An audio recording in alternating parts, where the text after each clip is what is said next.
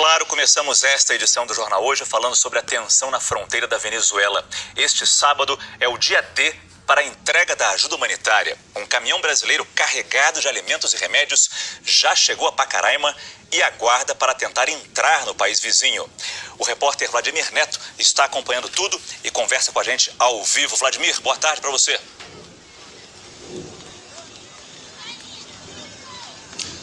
Olá, Márcio, boa tarde a todos. Então, vou começar mostrando então esse primeiro caminhão com a ajuda humanitária que está aqui perto do ponto mais próximo da fronteira do Brasil com a Venezuela. Esse é um caminhão venezuelano, guiado por um condutor venezuelano, e a carga foi doada pelo governo brasileiro, a maior parte dela. Você vê, tem kits, a maior parte dessa carga são kits com medicamentos anti-inflamatórios, antitérmicos, ataduras, medicamentos que não precisam de refrigeração. Ali ao lado também temos um pouco de arroz, parte da ajuda que foi oferecida, comprada pelos Estados Unidos para ser oferecida de ajuda. Esse caminhão está aguardando a chegada de um segundo caminhão que furou o pneu na estrada, mas está a caminho. Assim que chegar, eles estão prontos para seguir. O ministro das Relações Exteriores, Ernesto Araújo, esteve aqui na cidade hoje, deu uma entrevista, falou com a imprensa e disse que a expectativa dele é que esse caminhão e o outro consigam entrar na Venezuela, que os soldados da guarda venezuelana permitam sua entrada no território do país vizinho. Eu vou mostrar um pouquinho do que ele falou na entrevista. Esse é o próximo capítulo que nós esperamos que se abra, que haja possibilidade realmente de ingresso desse material no território venezuelano e que as forças venezuelanas responsáveis pela fronteira deixem entrar esse carregamento que é tão significativo, tão importante, tanto em termos do que ele representa, em termos de meio de subsistência e de saúde para as pessoas, quanto em termos do significado político e simbólico, que é o reconhecimento da única autoridade legítima que existe na Venezuela, que é o governo do presidente encarregado.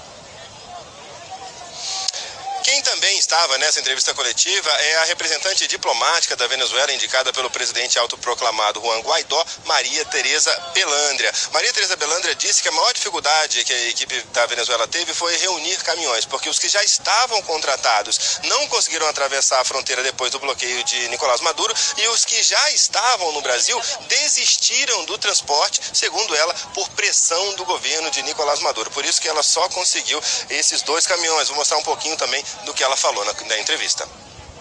Tuvimos enormes dificultades para conseguir transporte, por una sencilla razón, porque el régimen de Maduro tiene brazos muy largos y amenazaron a las empresas de transporte.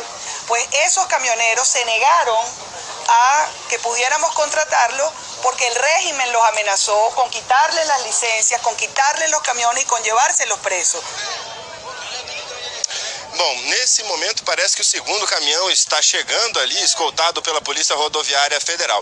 Quando ele chegar até aqui ele vai ficar aguardando a vinda de 2.000 pessoas que estão do outro lado da fronteira venezuelana. Segundo os organizadores, 2.000 pessoas vão atravessar a fronteira com deputados da Assembleia Nacional, representantes dos índios que entraram em confronto com a polícia, e aí essas pessoas vão cercar esses caminhões e vão seguir caminhando até a fronteira. E aí é que vai chegar o grande momento. A gente vai saber se os soldados da guarda venezuelana vão deixar esses caminhões passar pela fronteira e entrar em território venezuelano ou não, Márcio. Essa é a grande expectativa, a gente vai acompanhar isso ao longo do dia aqui. A informação ao vivo de Vladimir Neto, direto da fronteira entre Brasil e Venezuela. O autoproclamado presidente venezuelano, Juan Guaidó, fez um pronunciamento agora há pouco. Ele agradeceu o apoio de todos os países e afirmou que, apesar de tentativas de barrar a entrada dos comboios, a ação vai ser pacífica. Vamos ver o que ele disse. Estamos aqui buscando toneladas de ajuda. Algunos pretenden bloquear el paso generando violencia. Muy claro, la intención pacífica y humanitaria de esta acción humanitaria y multilateral. De esta acción pacífica que busca salvar vidas en este momento. Hoje houve confronto na fronteira entre a Colômbia e a Venezuela. Manifestantes tocaram fogo em pneus, houve choque com a Guarda Nacional venezuelana.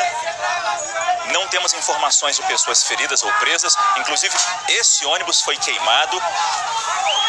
Isso aconteceu no lado venezuelano, na fronteira entre Colômbia e Venezuela. Nós já mostramos a situação da fronteira Brasil-Venezuela. Aí você está vendo a situação tensa na fronteira Colômbia-Venezuela. Nós vamos agora a um outro ponto da fronteira do Brasil com a Venezuela, onde está a repórter Érica Figueiredo.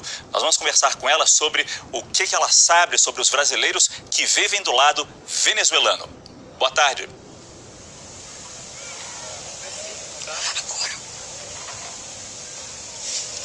Bom, tivemos um problema mais uma vez. Você me escuta?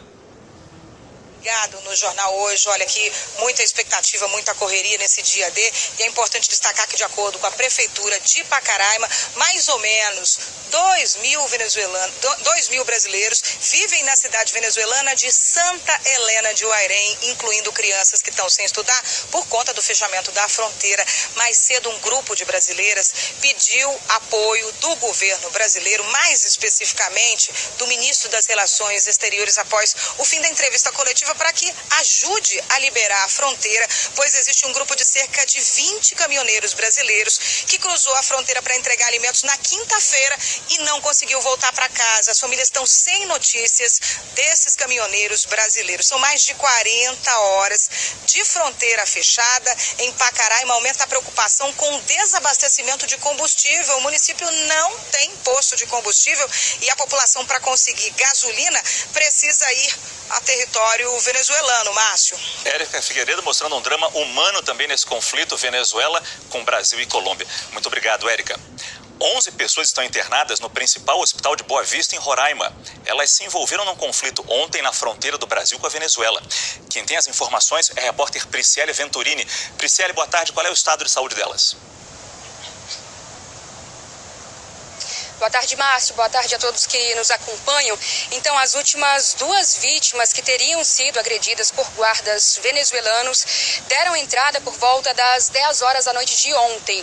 Uma delas foi liberada. Outras 2 pessoas que também teriam sido agredidas chegaram com escoriações no Hospital Público de Pacaraima, foram atendidas por lá e foram liberadas. A situação mais complicada, Márcio, continua sendo dos 7 indígenas da etnia Pemon, baleados, que deram entrada ontem aqui no pronto-socorro do Hospital Geral, aqui em Boa Vista, onde a gente está agora, e seguem aqui internadas. A Secretaria Estadual de Saúde não fez um novo boletim hoje sobre o estado de saúde delas, mas familiares contaram pra gente que elas continuam aqui. 4 delas deixaram o grande trauma, mas só 3 estão conversando normalmente, conscientes. 2 estão na UTI. Os familiares também contaram como foi o conflito. Desde ontem, parentes das vítimas do confronto com militares na comunidade indígena de Cumaracapai, a 80 quilômetros da fronteira com o Brasil, aguardam por notícias. 7 homens feridos à bala foram trazidos em estado grave para o Hospital Geral, em Boa Vista. As ambulâncias foram autorizadas a cruzar a fronteira fechada. 6 das vítimas são da mesma família. Entre elas, o esposo da Melanie, de 24 anos. Ela conta que o viu hoje de manhã e que o estado de saúde dele ainda inspira muitos cuidados. Este outro familiar, que também acompanha do lado de fora do hospital, diz que ontem, durante o conflito, os guardas venezuelanos atiraram a queima-roupa contra os indígenas da etnia Pemon. 4 pessoas com a bala aqui. Há um que entrou por aqui e saiu por aqui. Os indígenas dessa etnia tentavam impedir a passagem de comboios da guarda venezuelana que seguiam em direção à fronteira para bloquear a entrada de ajuda humanitária. Eles são contra o governo de Nicolás Maduro e esperam pelos mantimentos. Segundo os indígenas, outros 8 baleados estão recebendo atendimento na Venezuela. 8 pessoas estão em Santa Helena, igualito, baleado com balas. Enquanto espera pelo marido, a Melanie diz estar preocupada com os filhos que deixou no país vizinho. Tenho medo de regressar a meu país. Tenho medo da Guardia Nacional. Hoje faz um mês que o líder da oposição venezuelana, Juan Guaidó, se autoproclamou presidente interino da Venezuela. Vamos até Nova York conversar com o correspondente Thiago Eldes. Thiago, boa tarde.